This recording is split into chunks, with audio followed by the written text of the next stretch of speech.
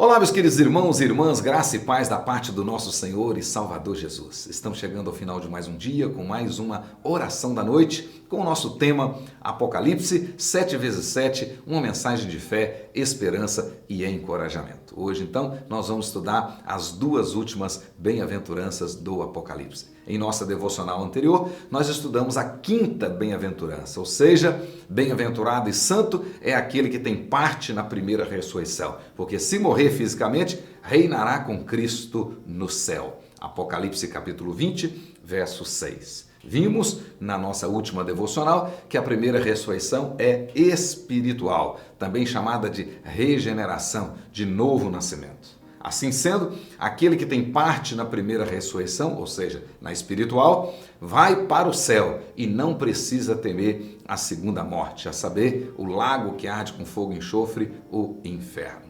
Encerrando hoje as nossas devocionais, a nossa série de devocionais no livro do Apocalipse, com o tema Apocalipse 7x7, uma mensagem de fé, esperança e encorajamento.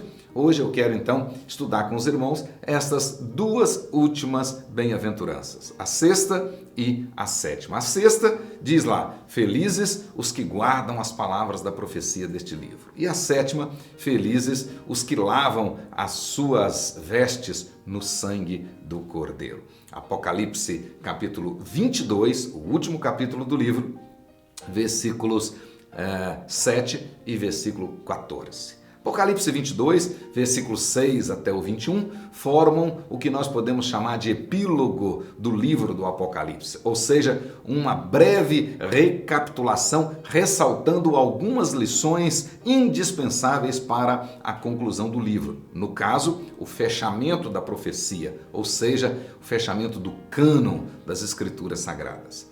A primeira grande lição que é ressaltada neste epílogo é a iminente volta de Jesus Cristo. Por 3 vezes, aqui no capítulo 22, o próprio Cristo glorificado diz que vem sem demora, que virá sem demora. Versículo 7, versículo 12 e versículo 20. A segunda grande lição que é ressaltada aqui, na realidade, ela fala do senso de urgência e refere-se à resposta adequada do verdadeiro cristão em face da certeza, da garantia da iminente volta de Jesus. Ou seja, como Jesus pode voltar a qualquer momento, então o crente verdadeiro ele tem que ter um comportamento adequado. E a primeira necessidade que esse crente tem é de vigilância. A vinda de Jesus pode acontecer a qualquer instante, ela será iminente. Ele mesmo disse, eis que venho sem demora.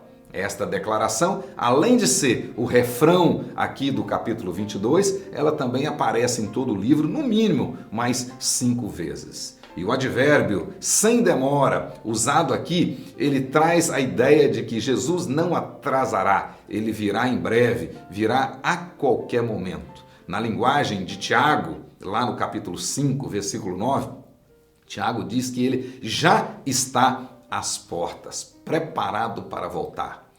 Segunda necessidade que o crente tem que ter, o comportamento do crente em face da iminente volta de Jesus, é a necessidade de obediência, de compromisso total, de fidelidade. A vinda de Jesus pode acontecer a qualquer instante. Por isso, nós não podemos ser achados em desobediência. É nesse sentido que aparece aí a sexta bem-aventurança. Bem-aventurado aquele que guarda as palavras da profecia deste livro. O verbo guardar que aparece aqui, além de estar no particípio, no presente, na voz ativa, ele traz a ideia de manter, de apegar-se, de guardar, de observar, de obedecer. De agora até a volta de Jesus. É uma ação continuada.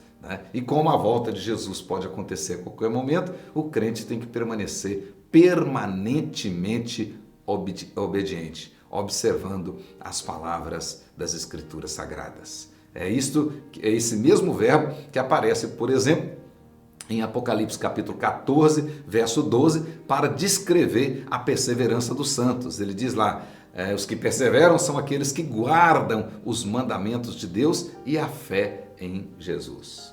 Os crentes são chamados para guardar, para observar toda a palavra da profecia, ou seja, toda a Escritura Sagrada. Paulo ordenou a Timóteo o seguinte: guarda o que foi confiado a você, mantenha o padrão das sãs palavras que você ouviu de mim, na fé e no amor que há em Cristo Jesus. E por fim ele disse: guarda, por meio do Espírito Santo que habita em nós, o tesouro que foi confiado a você. 1 Timóteo capítulo 6, verso 20 e 2 Timóteo capítulo 1, verso 13 e 14. A necessidade de guardar e obedecer os mandamentos das Escrituras é, sem dúvida alguma, o tema principal do cristianismo. A terceira necessidade é ter um comportamento santo, a necessidade de santidade, de vida lavada no sangue do Cordeiro. O escritor da carta aos Hebreus, no capítulo 12, no versículo 14, ele diz que sem santidade ninguém verá o Senhor. Por isso, são felizes, são bem-aventurados aqueles que lavam as suas vestiduras no sangue do Cordeiro, para que lhes assista o direito à árvore da vida e entrem na cidade pelas portas. Apocalipse 22, verso 14, a nossa sétima bem-aventurança.